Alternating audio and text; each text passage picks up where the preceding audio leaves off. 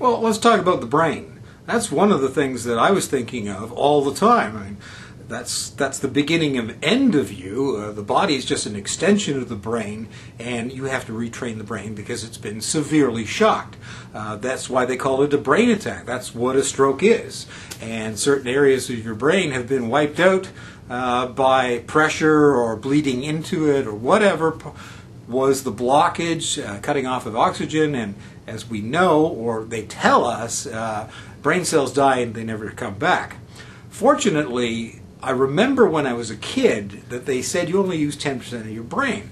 That meant 90% of your brain was doing something else. Now, they know a lot more about the brain and how it works. But there's areas they don't know, or they would have stopped experimenting years and years ago. So I thought to myself, well, this is an opportunity. Like, brain must be just like muscle, too. The more you exercise it, the more it works better, right? So I thought to myself, well, maybe I can rewire my brain. I have a little workman inside working around the stroke and finding new pathways and storage units and stuff like that. And I had a lot of good clues too. I'll give you one example. I knew what a cat was. I couldn't spell the word cat. I couldn't say the word cat, but I knew what a cat was. I knew what they sounded like. So if cat, as far as saying it and spelling it, was wiped out, that means what a cat, the essence of a cat, was stored somewhere else. In fact, probably just like a computer, it was stored in several spots. So I could think cat, I could hear the word cat in my mind, I just couldn't say it because I didn't have the muscles trained to say it, and of course I couldn't spell it because ABC meant nothing to me at the time. So I had to retrain it. So I just started rewiring.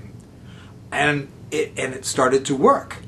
I would tell friends when I first started to talk that each word is harder to get out because it's like running down a hallway farther than I had to before to retrieve the word. And when I got the word and it came out of my mouth, it was very slurred, and cat became ka.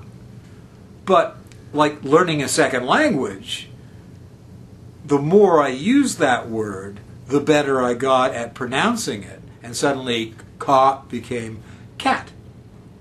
So that's rewiring. Now, that didn't rejuvenate the dead brain cells that had that information, so I had to get it from somewhere else. That leads us to believe, us, to believe that anyone who's having the same problem I had where they couldn't talk, they can rewire themselves with enough training.